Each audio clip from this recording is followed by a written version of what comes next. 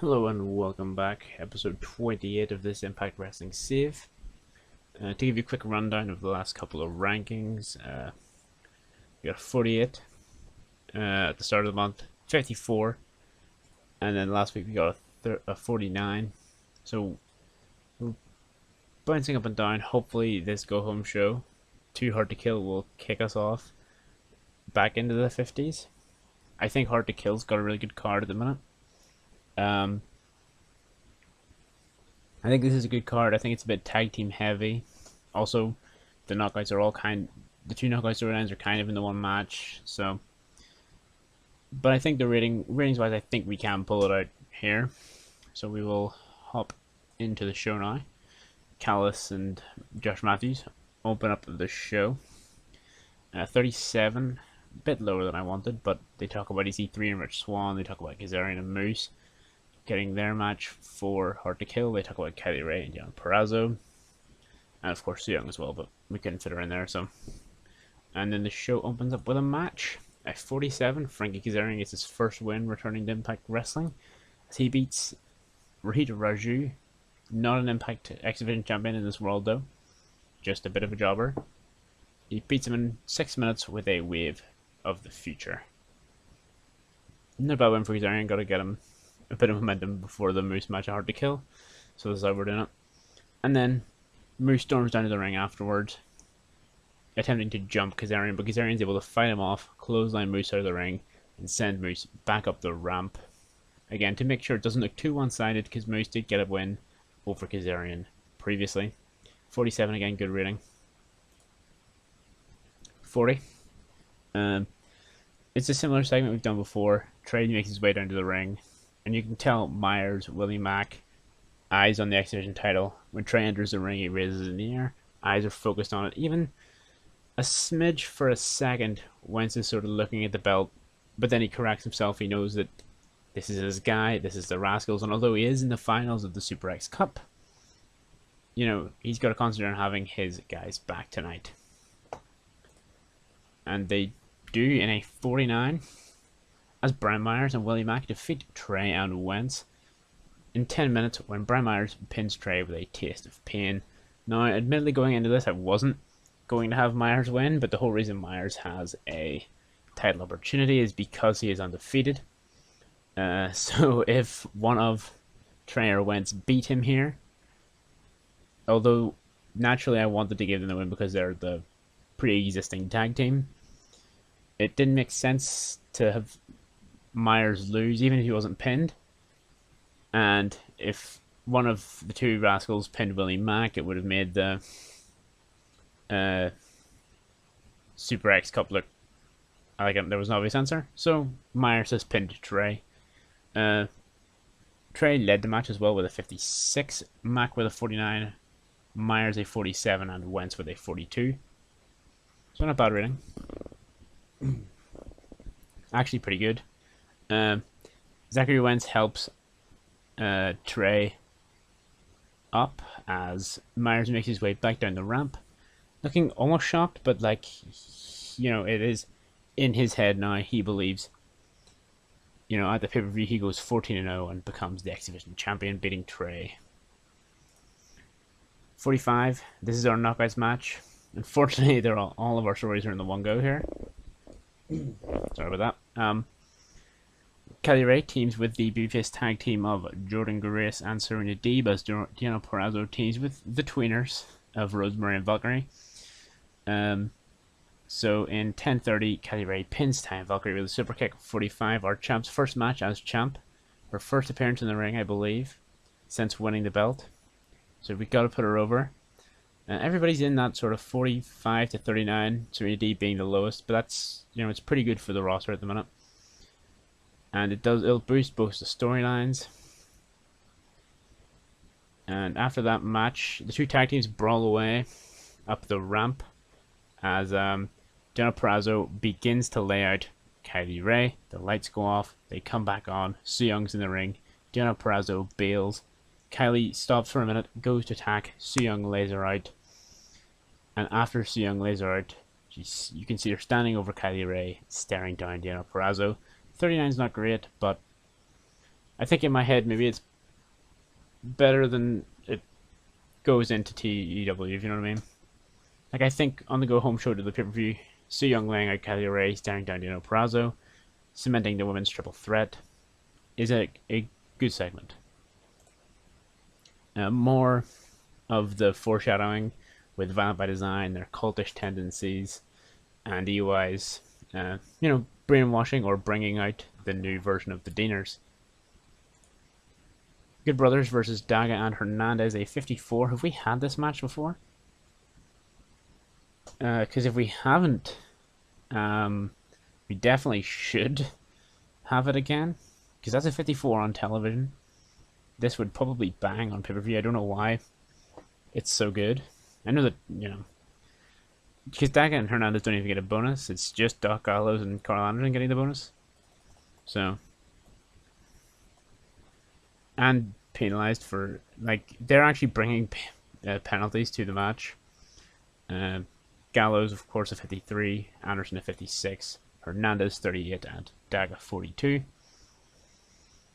And then after the match, they cut a 46 rated promo just talking about how, although the North are in the main event tonight, where they team with world champion EC3, you will be able to see them defeat the North, Impact's greatest tag team ever. They do like quotation marks around it to say that they, suggest they don't believe it, and they say, at Hard to Kill, they'll get rid of the North and cement themselves atop of the division. 35, Eddie Edwards, not a great promo. He says at Hard to Kill he's now going to be facing Chris Bay. Chris Bay got his attention. Bay was arrogant and flashy, looking for an easy way up the card. He told him that wasn't how it worked around here, but if someone needs to take Chris Bay down a peg, and it needs to be Eddie Edwards will happily step up. A 35 is not great for him, and the feud's been actually the best, I think, rating-wise, that we've had, even better than EC3 and Rich Swann, so this is unfortunate. Maybe it's Melissa Santos, which if it is, that sucks, because she's in the interview later, so. Ace Austin and Chris Sabin get a worse rating than I was hoping for, as Ace Austin defeats Chris Sabin in 13:37. I think this match would really bang. They've probably done it in real life. Probably. Yeah, they're bound to, because they had that multi-man tag team match, so they're bound to have done the singles match at some point. 54 for Ace Austin, 48 for Sabin. Sabin is, of course, a singles wrestler in our save. Alex Shelley is at AEW. In one of the few occasions where they've stolen wrestlers from us, or beat us 2 wrestlers in this save so far. Austin is, of course, next up for us in terms of being a big star. A 48's not bad. If the main event bangs, it really puts us towards a possibly 50, depending on, well, we'll see. 49, Callahan and Fulton. So after the match, Sami Callihan's music hits. He doesn't appear. They wait a minute. Ace Austin sends Fulton down the ramp. When Fulton leaves the ring and goes down the ramp, Callahan slides in with a chair, whacks Austin, lays it in again. When Fulton gets in, he's able to lay Fulton out with a chair, and he stands tall as he heads down the ring after getting a few shots in at Fulton. Callahan finally having leveled the playing field between him and Ace Austin. 38, it probably is Melissa Santos. Oh, and also they all struggled going off script. Oh yeah, we were scripting Rich Swann, I forgot that. This is what happens when you don't record episodes or play TW for a while. You forget who you script and who you don't. At 38, this might actually kill the momentum for the show, actually. Rich Swann does an interview with the Besties in the world, just hyping up how, it's huge for him to be across the ring from EC3 again in advance of their title match, and he might be able to get some momentum. And it's a big moment for the Besties, as it could lead to them getting title opportunities down the line. Now, this was a difficult one to book because, much like a bit earlier on, I couldn't have the North lose because there was really nothing for Fitch and Vega to get out of it if they did win. But we'll show you what we've done in a minute. Especially because we couldn't really have the North win, or the North lose right before they face Gallows and Anderson, unless there was some kind of distraction. So we have had EC3 in the North defeat Rich Swann and the Besties in the world. in 16 minutes when EC3 pins Davey Vega. EC3 was head and shoulders above everybody else. Vega was the weak link. 54 rated match, that was pretty good. That's 2 54s on this card. So if we do hit 49.50, it will probably be because of the in-ring quality and not the segments. 47 for Fitchett, 35 for Vega. It's unfortunate because I think in real life they're a very well matched tag team, and they are a tag team all over the place. It's just in the save, Fitchett works for some companies that Vega doesn't, and has been doing singles wrestling and doing it well. So it means that he got that boost in parts of America that Vega does not, so they don't quite match up as well in this. I might have to give Vega some singles wrestling on Explosion, maybe to boost him that way. Swann got a 50. Josh Alexander got a 50, so it shows you that if he maybe was not in this tag team, he could be in world title contention. Kind of like how, obviously, Ethan Page in real life is at AEW, and Josh Alexander is in the X Division doing really well for himself. Ethan Page gets a 46, but EC3 is, as they said, head and shoulders above everybody else at a 59. Very good match, actually. Very good performance from EC3. It's a reason he holds our belt. Will he hold it for very long? The show closes with a 47 as the winners stand tall on the ramp, celebrating. A bit of a, interesting combo. I think it's a bit of an Impact Wrestling Dream Team. World Champion EC3, one of the greatest tag teams Impact has had, the North. And Rich Swann, is frustrated. But he's muttering to himself that he's gonna beat EC3. He is going to beat EC3. He is confident. So this win has not gone down. The ever underdog Rich Swann. Rating 52, really good. Actually, did not expect that to get that good.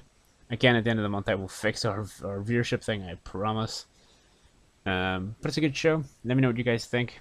The card for Hard to Kill is going to have Kazarian versus Moose, Brian Myers versus Trey, for the X Division Championship, Super X Cup finals between Willie Mack and Zachary Wentz, Knockouts Tag Team titles, Grace and Deeb versus Valkyrie and Rosemary, Knockouts Triple Threat Championship match, Kelly Ray, Deonna Purrazzo, Sue Young, the Good Brothers versus the North in a tag team match, Ace Austin versus Sami Callihan in a singles match. I don't think we're going to give a gimmick to it, but I might change my mind.